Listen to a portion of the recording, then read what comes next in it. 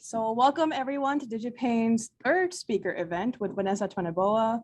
Vanessa is a RISD alumni, and she has worked at companies like Netflix, Nickelodeon, Cartoon Networks, and she's currently a designer at the Studio 6.2. So that is my introduction on my end. Vanessa, I'm gonna ask you to just quickly introduce yourself, give us your background, and yeah, we'll take it from there. Cool. All right, guys. Hi, yeah, so my name is Vanessa. You can also call me Nessa, I go by both. My last name is actually pronounced Chinaboa. It's Ghanaian, it doesn't look anything like it's pronounced, but yeah, it's pronounced Chinaboa. Yeah, I grew up in Columbus, Ohio. I'm actually born from New Jersey, but I grew up practically my whole life in Columbus, Ohio, and I'm still living here as well too. And I earned my illustration BFA in Rhode Island School Design, or RISD, just last year. But since 2020, I've been working in animation as a background painter and designer. I've worked on 6 different productions, but 5 different studios. And I've worked on 3 different children's shows and 3 different adult shows. So I've experience in both, and I would say they're all both pretty fun. And yeah, I'm just very passionate about background painting, about environments. I love drawing buildings. I love drawing anything you can think of in an environment. That's the thing I love to do. But besides that, I love cooking. I cook every weekend with my mom. I love watching terrible movies. It's such a weird thing I love to do, but I love doing that and doing that with my friends. I love raging in video games. And the type of video games I mean are Mario Kart, those kind of silly stuff like that. My favorite animal are cats. I love cats. And I do play the ukulele, and I'm not very good at it, but it's something I like to do in my free time. Yeah. Great. So, yeah, thank you so much for that introduction. So we're going to go into your early career journey briefly. The first question I kind of want to ask you is what made you pick the Rhode Island School of Design, and how did you end up in your current role? What were your goals entering college, and then how did those goals change? Just some information on that kind of stuff. Yeah, when I started out in high school, I didn't even think I was going to go into animation, even though animation was my passion. It was the thing I loved since I was a child.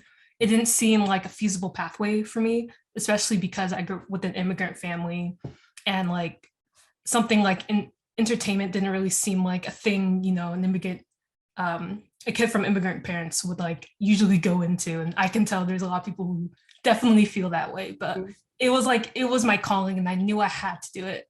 So by the time I was a senior in high school, I applied to, I think, 6 different art colleges, and I only applied to art colleges. I knew this is where I'm meant to be. I have to be in animation. And the reason why I ended up choosing RISD is, number one, my favorite show was Avatar, The Last Airbender. And I knew for a fact that the creators of Avatar went to RISD. And in my mind, I was thinking, I have to go there. I have to know what they observed there, what their culture was like, for them to come out of RISD and just make something so amazing like this. And that was probably one of the biggest reasons I chose RISD. I think one of the other reasons is that with RISD, I would say they're pretty different from other art schools, especially because their animation program is not similar to a lot of other animation programs, like ones you would see at CalArts or SCAD. Their animation program was very indie animation, things you'll see at film festivals and stuff.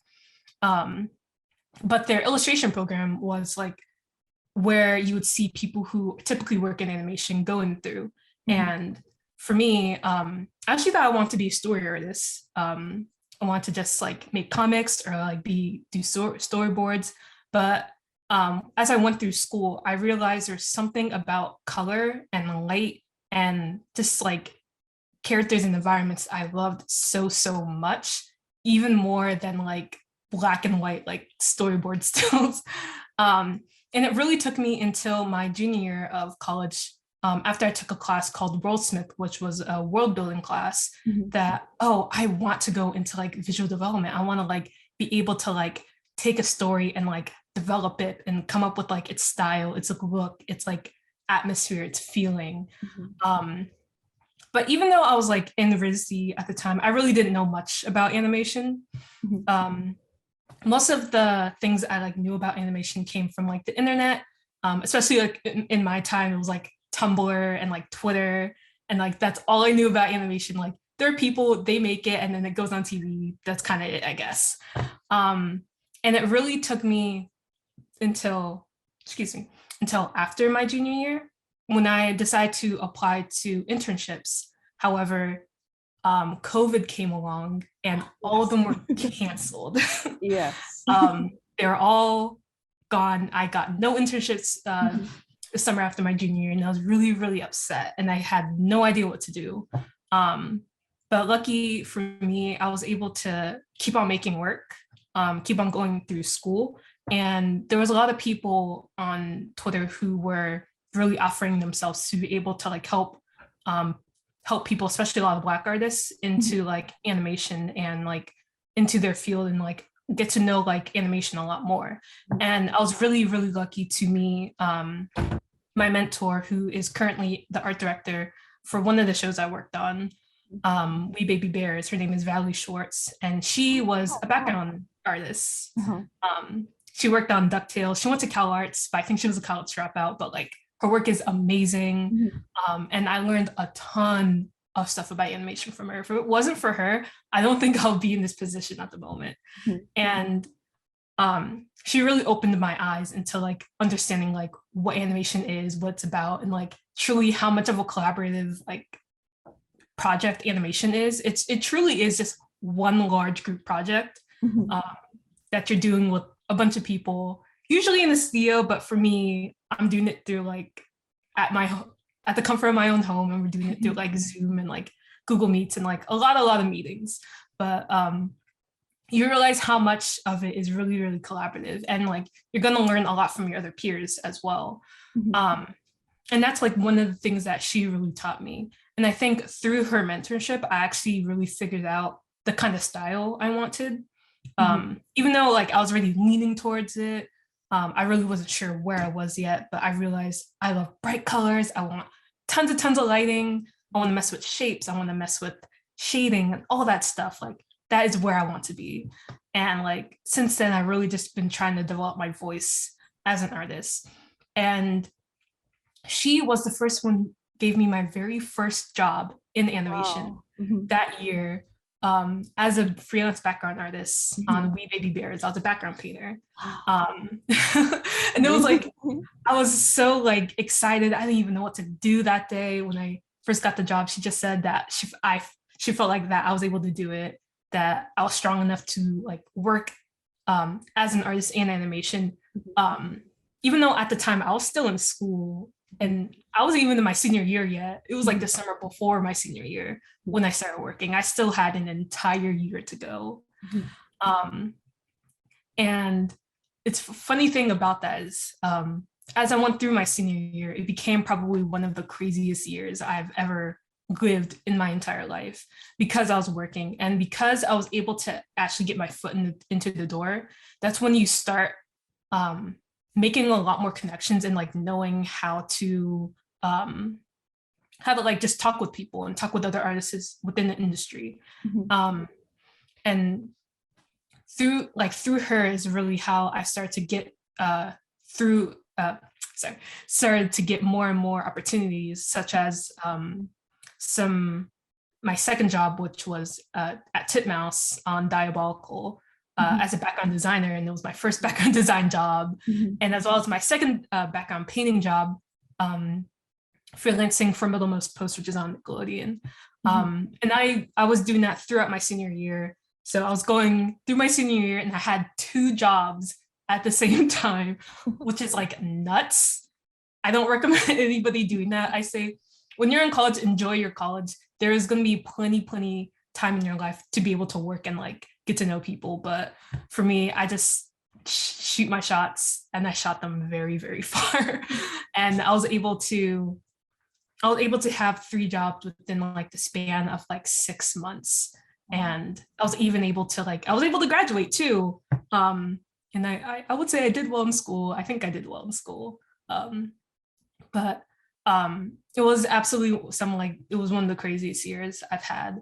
And since then, I've still when I graduated, I was still able to like get opportunities both in design and paint.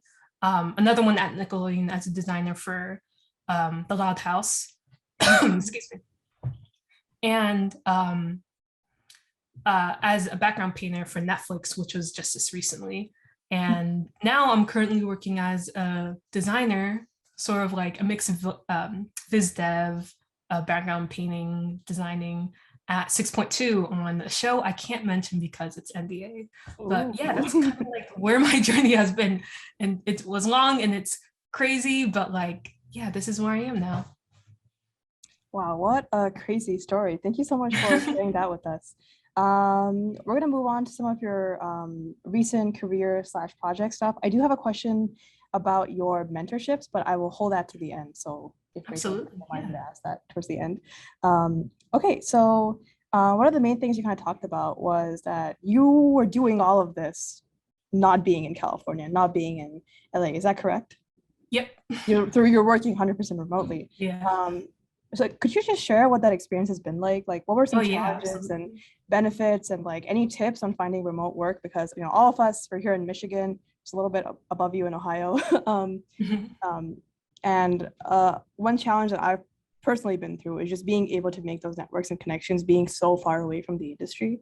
So yeah, if you have share your experience with working remotely, that'd be great. Yeah, absolutely. Yeah. So, excuse me, when I was working in Rhode Island, even though like on my tax documents will say I'd be in Ohio, but that's just like where my permanent address is. But anyway, I was working remotely. And I think it's weird to say, one of the benefits, I don't know, of like COVID was realizing the industry can work with people not being in studio. And I say that may be able to like change the industry and change the way it works out. So not everybody has to go down to California to get a job. I think one of the things that really helped me get discovered and like get noticed by people was like through social media and like through like posting my work and like talking about my work, or like just like sharing my work in general. And I won't say it's like easy for everyone. It's like, it's definitely just something, sometimes it just happens. But I was able to like get my work noticed by people, especially when I got my second job at Titmouse.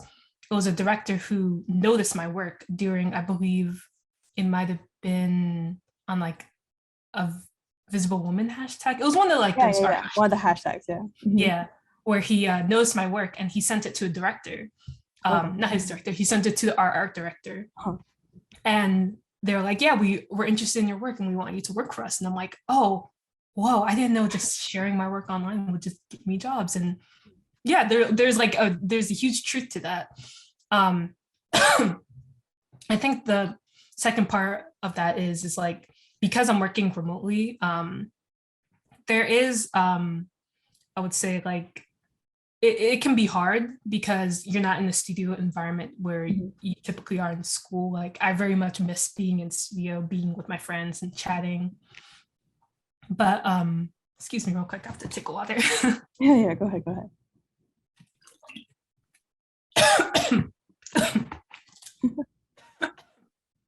Yeah. So itchy, I'm sorry.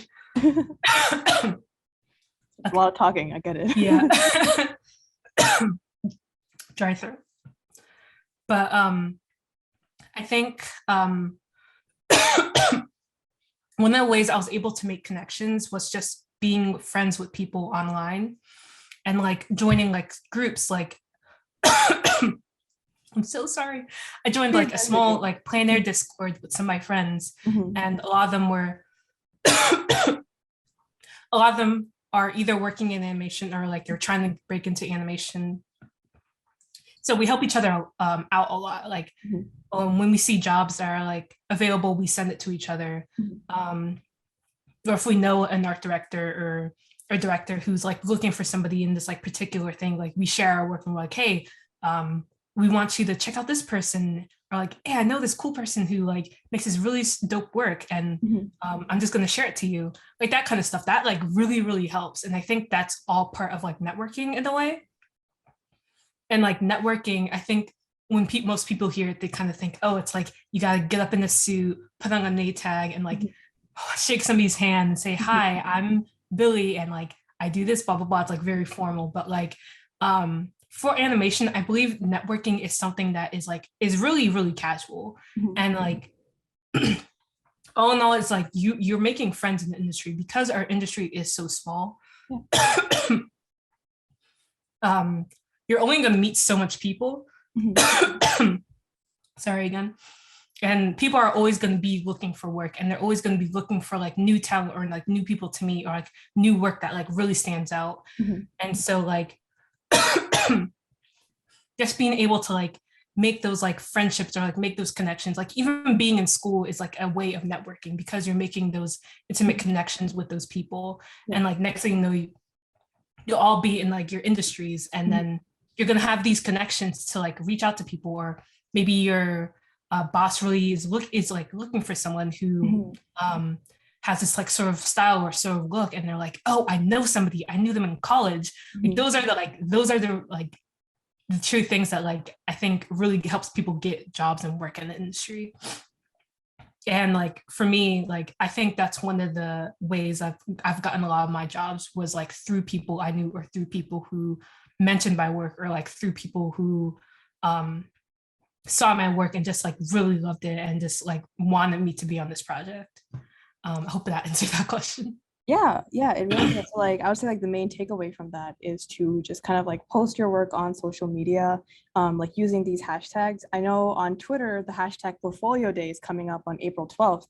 And that's a huge hashtag for getting your work discovered and like getting people to kind of like notice your work and like reply to your work. I've made quite a few friends through that.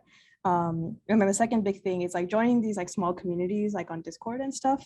DigiPaint actually in our resource doc, and we can drop this in our Discord as well. We have like a small list of these Discord communities that you can join and kind of find help just based on your identity or based on maybe something that you like in the animation or video game industry.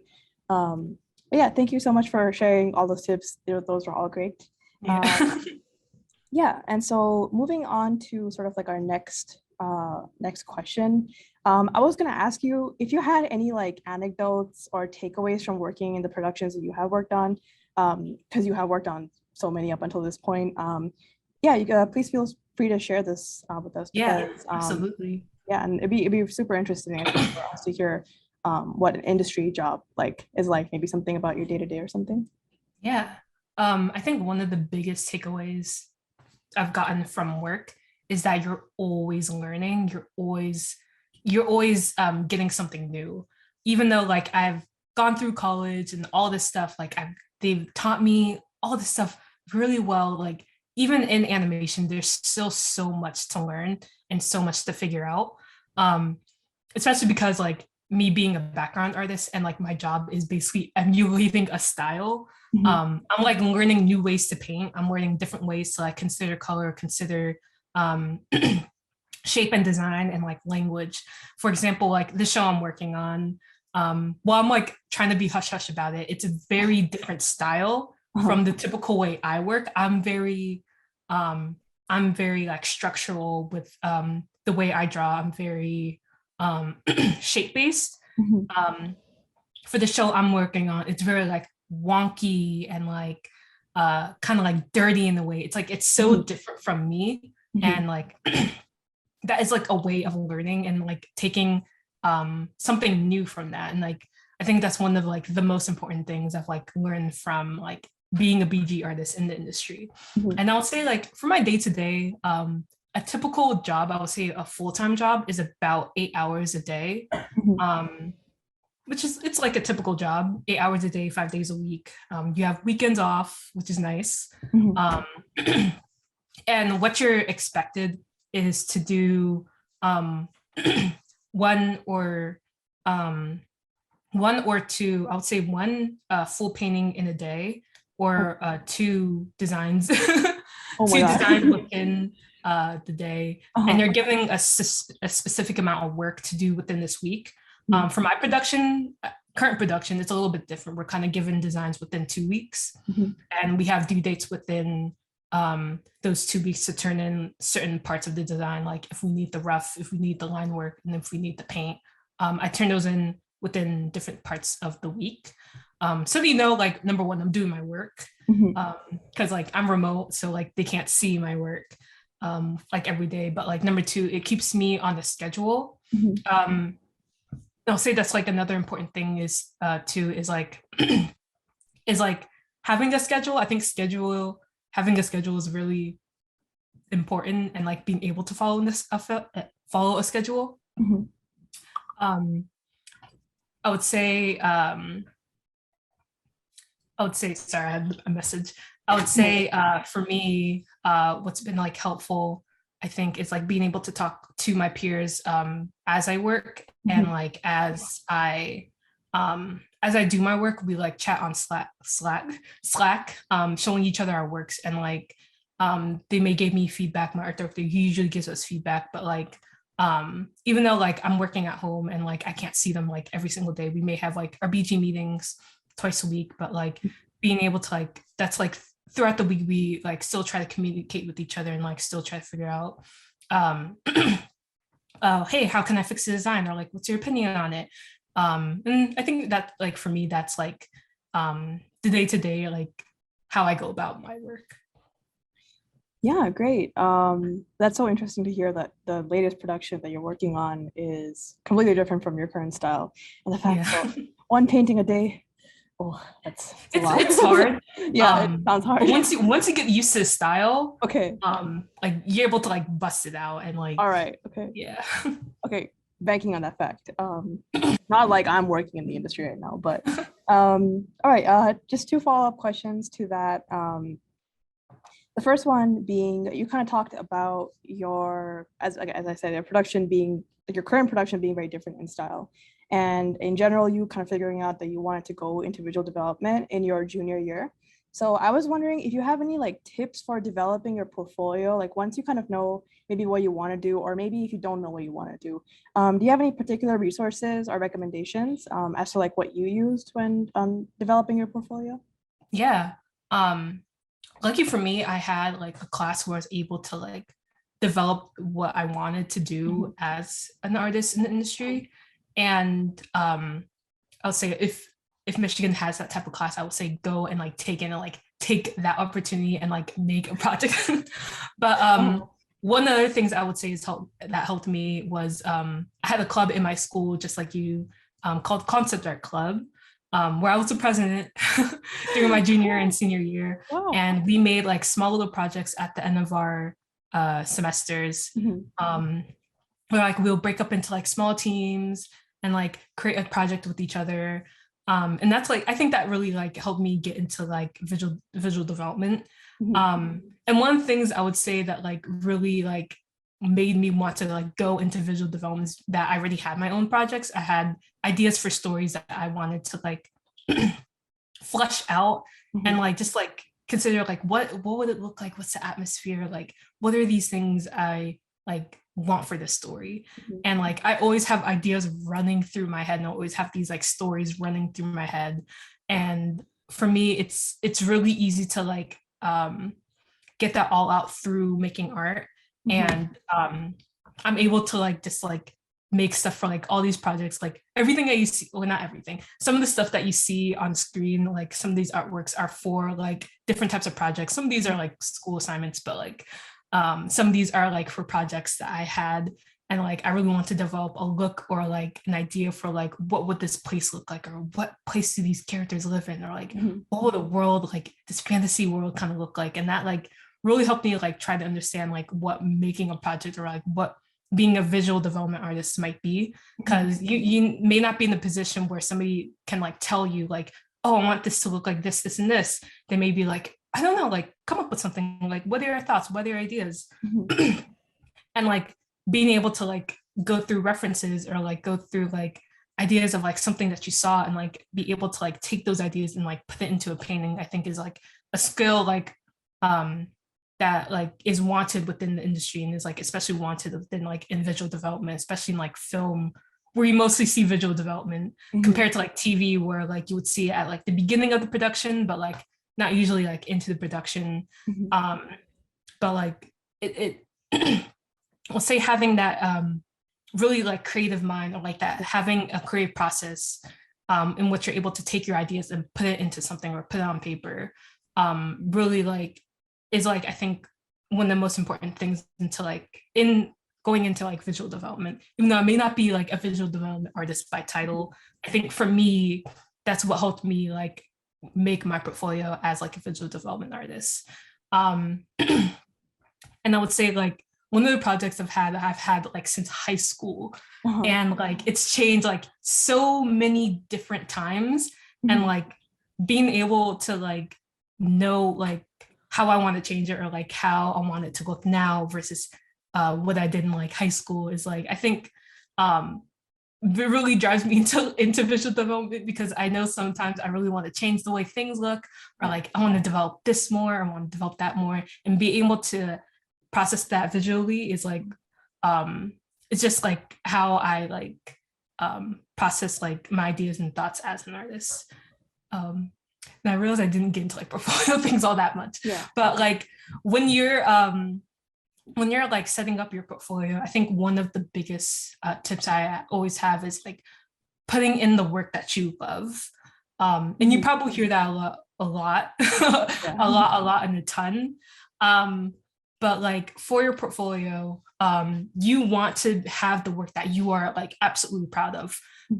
If you are ever feeling wishy-washy about a work, you're like, oh, I'm not too sure, but like I did it for this class, like don't even think about it. Don't even put it in. You are putting the work that you love and you want people to see. Like, this is the work that I want somebody to hire me for. And like, that is the most important thing. The work that you put in your portfolio, make sure it's something you want to work in. Like, somebody wants to hire you for this work. If you hate drawing cars, but you put cars in your portfolio, somebody's going to hire you to draw cars and you may not be happy. So that's why you see like a ton of cityscapes in my portfolio, because I love drawing those. And like, I've been hired to draw those things. It may not be all the time, but like people see those and they're like, oh, you're really good at like atmosphere. And like, we want you to come up with like this atmosphere. And like, if you're really into characters, or like, you're really into like, concept art for like video games, like start trying to like go towards that work, or like meet with artists who are like into those works, and like have tips on like those types of industries and like how their portfolios look. Like snoop around people's portfolios, like take a look and like steal ideas of how they're curating it, because like I can tell you the way that they curate theirs and like they're able to get jobs will definitely help you like be able to curate yours. And like people will find your portfolio and like absolutely think, oh wow, this is a really well curated portfolio. I want to like speak to this person, because like I would love to have they like made it and put in. It's really cool. Like I promise you, like just like look at people's portfolios. Like it will definitely give you ideas how to like make yours. Yeah, that's really sound advice. And also the thing about your college club having that like small teams to like develop portfolios, it's a really good idea. You know, maybe digital.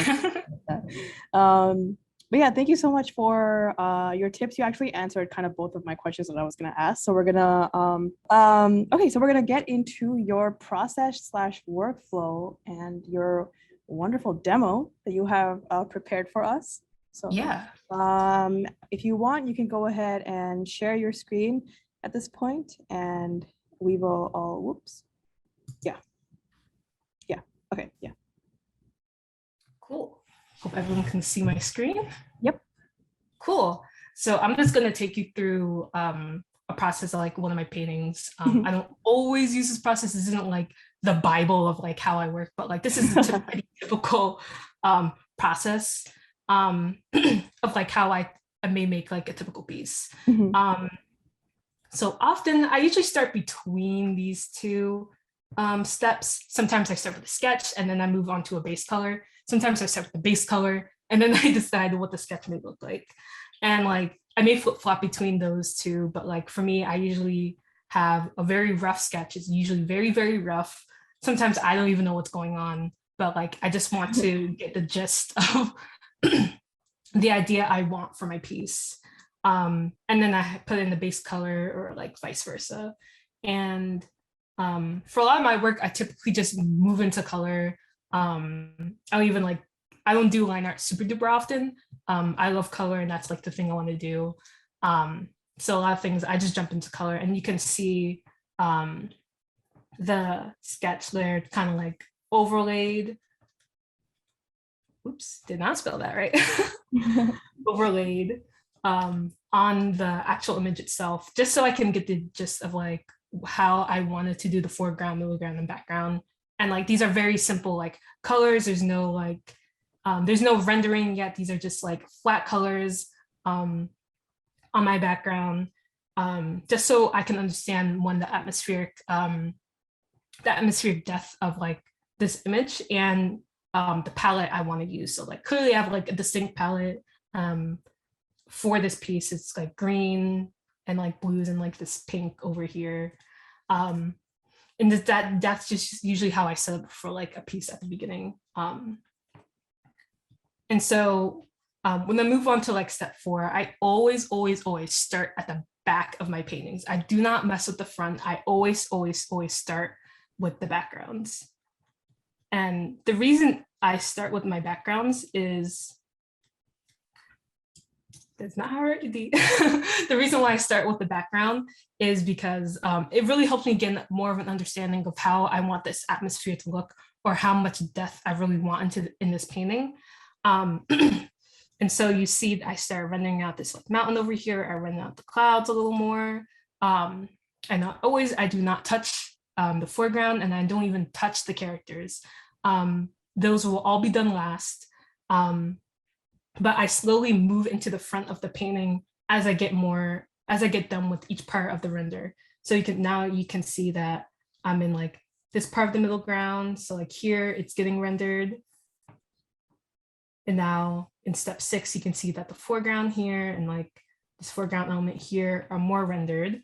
And one of the important things I usually do in my paintings is that I put it on black and white so I can see the values. And I know that if there's a place I need to go back in to like fix a value, then I know where that is, because sometimes when you see things in color, you may not be able to see the values as well. So putting it in black and white, usually I take a layer, slap some black on it, and then I put it on color. And that turns the entire thing black and white. And usually I'm able to see all the values. So like there's a lot of white, like grays here, but like here there's a lot more blacks, a lot more darker grays. And that's like just like the general like depth of like perspective that I wanted in this painting. I wanted all the blacks to be up front and all the grays and whites to be all the way in the back. Mm-hmm. Now on step 8 is when I'm done with the background, that's when I start adding the characters. And like you will see this a lot for people who are in visual development. You see that they would do the background first before adding their characters. And that's what I did here. Even though these characters are all the way in the background, I made sure I did not touch those characters, because when I peel back the layers of this piece, you're pretty much able to see each and every part of the piece itself. So if I take out these characters, you'll still see the background. Like there's no white space or like weirdly unfinished parts. There's every part of this piece is finished, even though there's some parts that are being blocked by the characters. And usually when I do a character, I actually do them in local colors first. So this character, she's in like all her local colors. These are like the typical colors you would see on like a bright sunny like day. Like these are just her typical colors. And the reason why I do this is because it's a lot easier to put this character into the atmosphere by using adjustments rather than like guessing. Mm-hmm. I think number one, it can help you understand like if this character is fitting into this world or not, and like how you can like go through and like change that. And like number two, like it will help you understand color and like atmosphere a lot more when you're able to like translate a character who is in local colors into a colorful situation or environment. Mm-hmm. And so like in this step here, I added a lot more atmosphere from like the pinks, Like now she's like pushed back. You can Mhm. see pinks here, but she's a lot more green here. Mhm. There's like a shadow, so like she's like running on the ground and like you can totally see it. And like even though like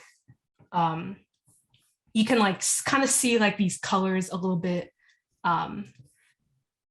this like that yellow isn't actually yellow, it's like a green or like Wow.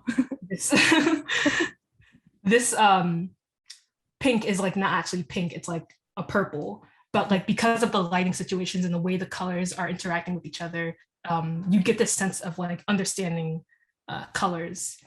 And yeah, like after a few bits of like color correcting, but and like maybe like what's called some like texture filters. I love putting like it's called halftone dots in my pieces because I like the paper texture.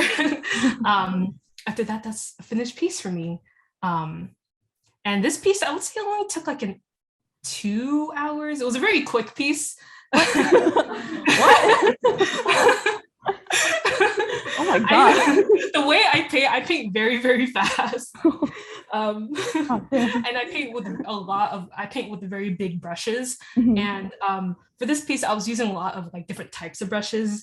That's definitely one thing I always tell people to get into like texture brushes or like stencil brushes. For this, it's a lot more like painting. It's a little more painterly, a lot more quick. But like these birds right here are like a bird brush that I found, which was like really, really cool. And like because of the nature of this painting, that it was very like shape-based with like a little bit of rendering, a little bit of like atmosphere and color, and like it kind of worked. So I didn't have to like render them out. But yeah, that's like how a typical piece will go. Usually it'll take a much, much longer. In the next piece I'll show, that piece like took me like I think 12 hours maybe to do, but actually might have been longer. But for a piece like this, that's basically like my process. Yeah, here we go. Yeah, so this is like the cityscape that you saw like in the presentation. It was like a visual development piece for like one of my stories that like takes place in like a city, like a metropolitan. It's like kind of New York, kind of not New York, a little bit with like Boston, all that stuff like mixed in between it. And like it's very much Spider-Verse inspired. So you can see a lot of like Spider-Verse in inspiration from it. But I'm playing with a lot of like color, a lot of lighting. I didn't even know like the type of lighting situation I was going to do for this one before I painted it. But I'll play this video and talk about its process. So the funny thing about this piece is that it was a redraw of an old piece I did in my junior year. And I realized, oh, maybe it's time to like update this. I need to make a new one of this. And you can see that like what I did here is that basically I'm establishing an atmospheric perspective. Everything in the foreground is darker, everything in the background is lighter, closer to the sky. And like that's a very simple like 1-point perspective or like whatever perspective you're doing type of like atmospheric perspective. And for this, I think I used like a building brush. If anybody here knows Devin Ellen, she's an artist on Twitter. Yes, I can't remember. Yes. He made this like really cool brush pack for like cityscapes. And I'm like, oh, sometimes I don't feel like building the buildings myself. I'm just gonna use this. But as we go through the painting, I'll talk about my process of like how I actually use that.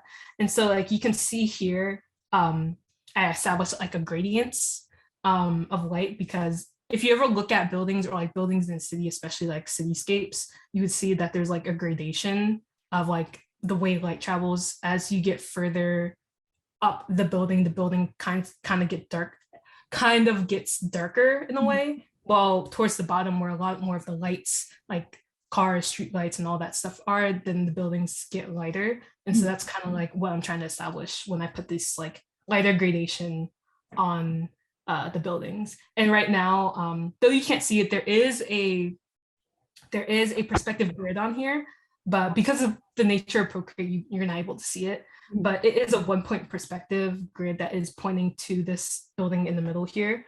And basically I'm like taking all the buildings that are like pointing here and like trying to give it a lot more 3D like shape, kind of feel like they're not flat, but they're like in a 3D space and environment. So here I'm like adding more buildings in between, so it's not like super like stacky, but like still trying to establish my perspective. And it kind of feels like 3D-ish in a way, like if you're like drawing on Blender, like a 3D block, because of the way I work typically in color. But I like to build, excuse me, I like to build my scenes in color. So kind of be like color shapes and like, excuse me, colored rendering.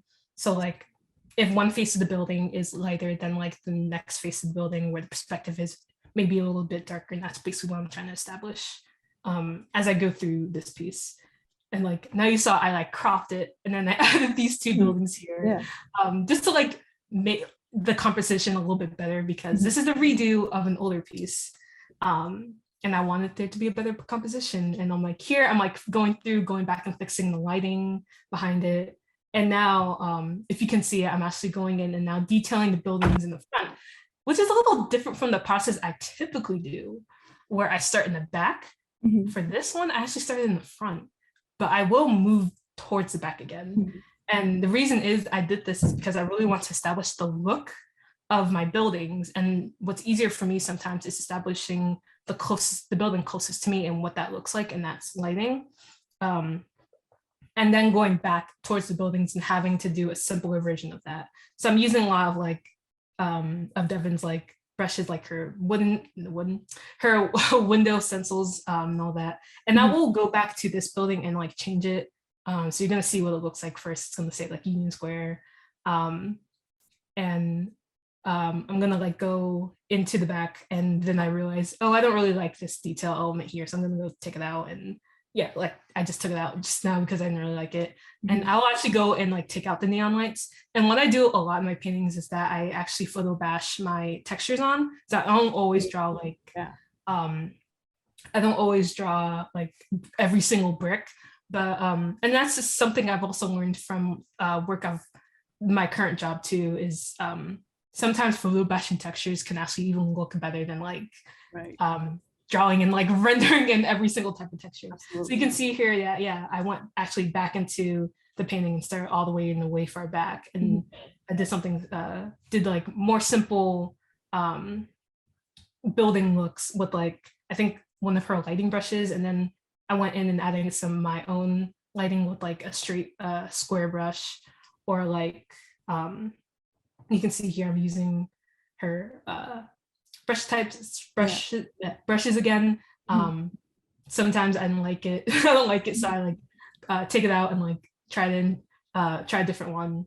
And I do a little bit of erasing to like, so it doesn't look super like robotic or like look similar to another building, but like there's like a bit of an organicness to it.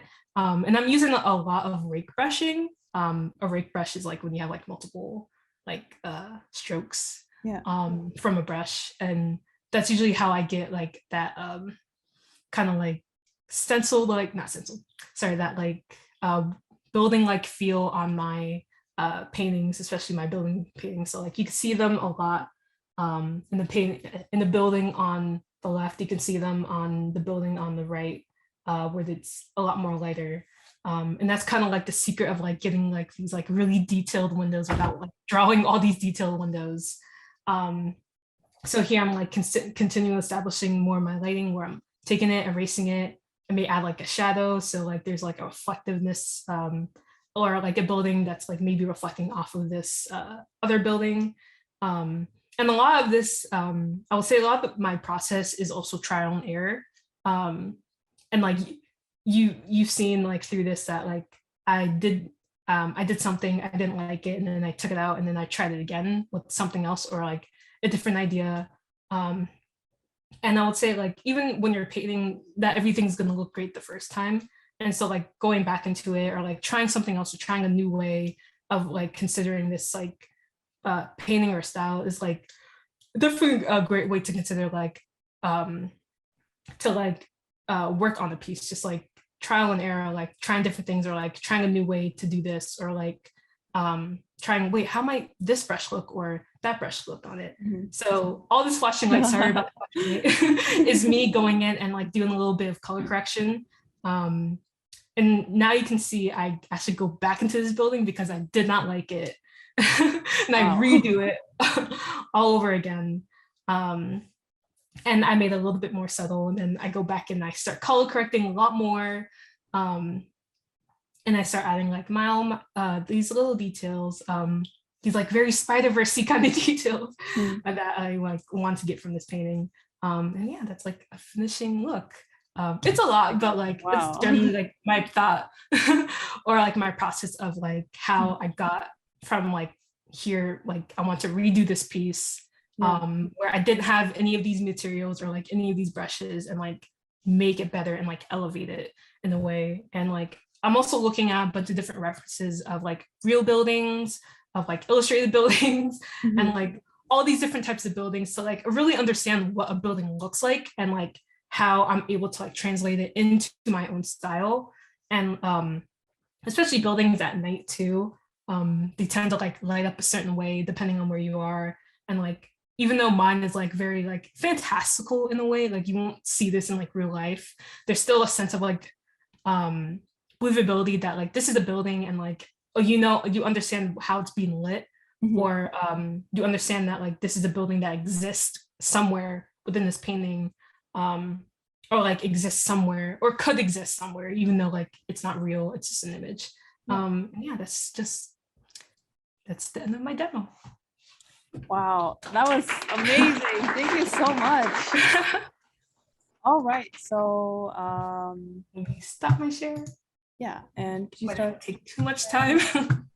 Yeah, so we are kind of coming up close to 9. We might run over just by a few minutes. Hope that's okay, Vanessa, and hope that's okay with you guys. No problem. Great, because now we're going into the Q&A time. Oh, little tip about the brushes, by the way. Devin L. Kurtz made those brushes available for free, so we'll be sure to link them in our Discord. Yes, they're great brushes. Play with them. They're super fun to mess with. They're amazing. He has like a really great foliage brush pack too, which is amazing. Okay, so time for Q&A. Does anyone?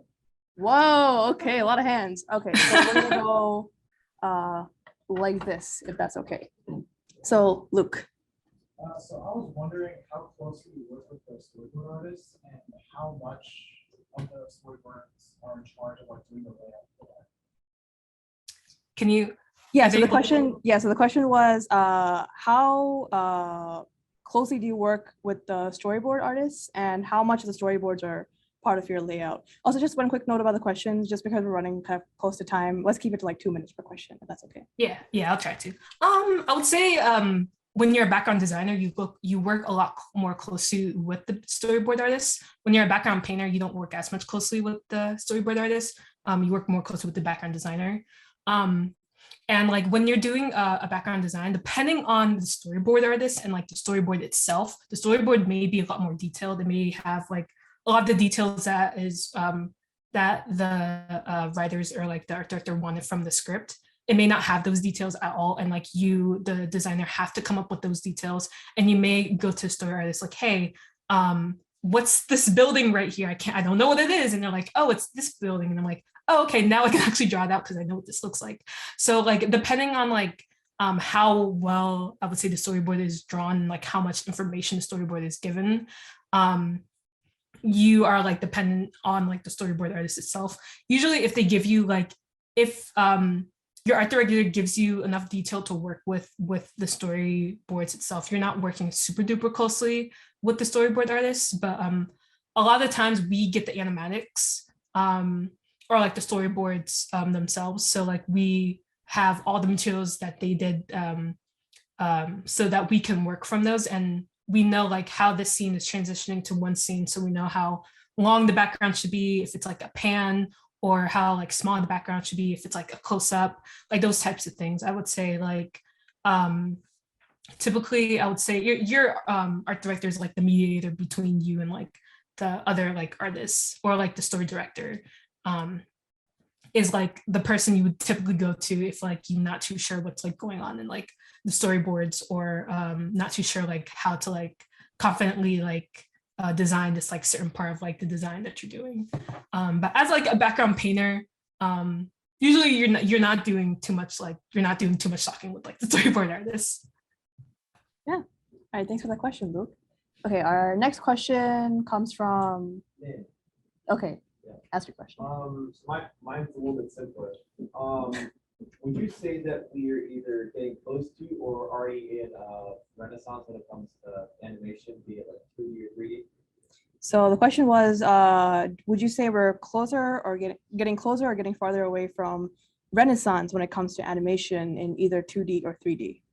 Oh, that's a great question. So like the Renaissance like style or like Just like the new age of like a animation. golden age. Golden age. Okay, new golden age. Okay, Yeah, okay. yeah. I think, to be honest, we are kind of like entering golden. It's kind of hard to say because the nature of like animation is like changing, and like there's going to be a lot more animation, I would say, for adults, not like in like the Family Guy sort of way, but like more animation I would say is like more mature than like the typical like kids shows that you've seen like probably in like the early 2000s.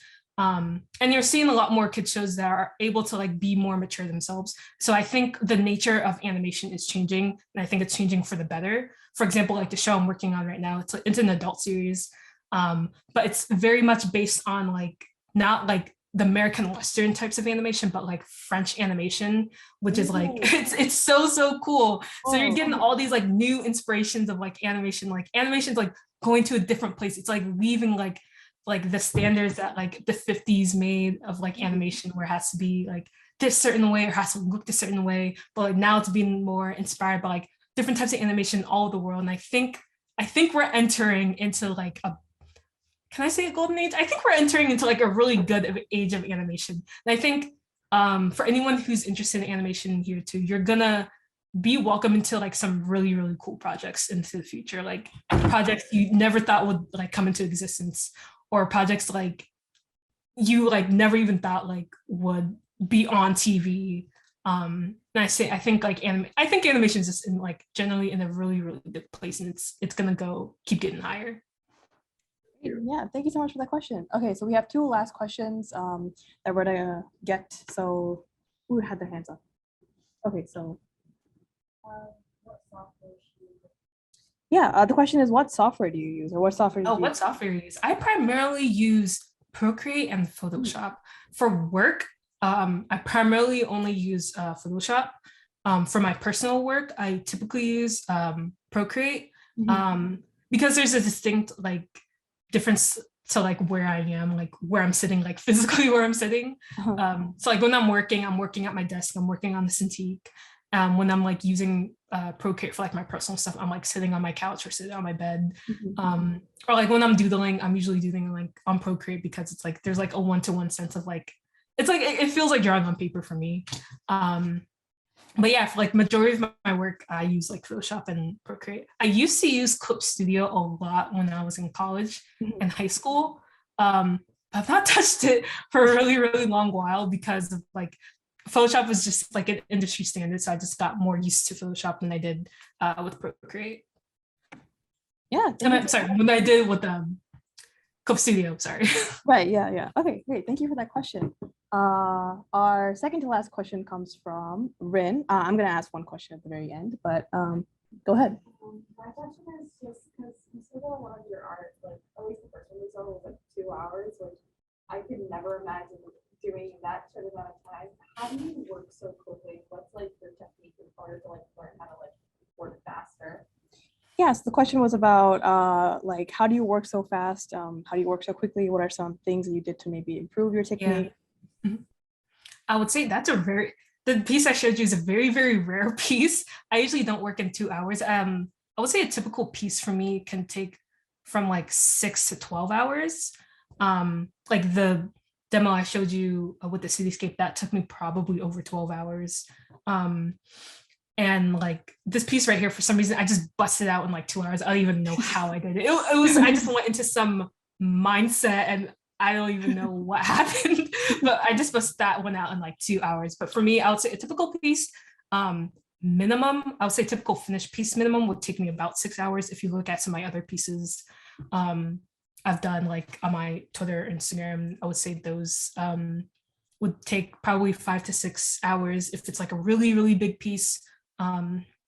it could probably take like 12 to like 20 hours, just from the nature of how I work. Because I use a lot of layers. Like everything I showed you so far, it was like a ton of layers. I don't do one layer paintings. Don't even like ask me to do it. I won't do it. I want to use layers because of the way I work very spontaneously, and I may want to just change things while I'm like in the middle of working on the piece. But like I would say the reason why I draw so fast is because I work so much and I'm not trying to like say like you have to work more to get faster. No, I think one of the things is that I found like a lot of tricks and like a lot of like shortcuts into working. So like sometimes when I work, I don't even like fill the piece by hand. I would like use the lasso tool to make the shape and then fill it. And that like really saves me like 5 minutes of like painting. And so I would say it's learning a lot of shorthands. I have a lot of shorthands for like when I'm painting. I have a lot of like palettes for like if I'm like painting a certain character and like I don't really remember their palette, I just like get their palette from somewhere and I just what's that word? I forget what the word is. I just like take their colors and just like add it to my piece. And like because it's like these are things I'm really familiar with drawing. Especially like if it's like buildings or it's like very, very like organic natural landscapes. Those are things I'm very like familiar with, especially because I used to do a lot of gouache paintings. So having that like organic sense of like painting comes very, very natural to me. And so in that way, I'm able to paint them a little bit faster than say like a car where I don't draw them very often. And that may take me a lot more time to draw. If I were to like be drawing like a character, like one of my own characters who I've drawn like 1,000 times before, like that would come extremely easy to me. I can do it in like 5 seconds compared to like a character who I've not drawn very much that may take me a little bit more time or like a little bit more understanding of like their shapes and their language. So I think just like getting yourself familiar with like shorthanding some like styles, like using like a bigger brush. I use very big brushes when I'm painting, and like in that way, instead of like painting in more of the details, there's a lot more details I'm just erasing to like build up my shapes rather than like building up the shapes through the painting itself. What else do I have? Like I said, I paint in color too. So like that makes it a little bit easier to get to the finished product first before like I would say like painting with like liner or like painting in black and white first. I know a lot of people paint in black and white and then get into color. I think that also is what saves me a lot more time when I'm painting. And like I said, my sketches are very, very rough because I'm also just trying to save time myself on like that type of process so I can get to the painting a lot more faster. So it's a lot of shortcuts and it's a lot of like shorthanding and a lot of like, I would say muscle memory that like makes me paint a little bit faster for my pieces personally. Yeah. All right, Vanessa, thank you so much for your answer. My quick question was, can our members contact you if they need any tips? Okay, cool. We'll have her socials up. So, yeah, you know, feel free to message her and ask her any questions. Can you go to the next slide? Yeah. All right. So thank you so much, Vanessa, for coming to speak to us today. I know we kind of ran a bit longer. Thank you so much for waiting. And thank you so much, everyone, for waiting. We do have a few quick announcements for everyone else here. And if everyone could sign in. So Vanessa, you are free to go. Thank you so much for coming. I'll say if anyone wants to like, if anyone wants to like message me their portfolio or like give a little critique, I'm very open to do it. Yeah. And like, I'm on social media. If you ever like just want to like chat and just say, hey, like, thanks for blah, blah, blah, or like, just want to connect. What you're doing right now, it's like making connections. So like, yeah. Exactly. Yeah, making connections. And like, we're all like in the same age group. So like, it will be no problem. Yeah. All right. Thank you so much, Vanessa. Thanks for coming. Thank you. Bye.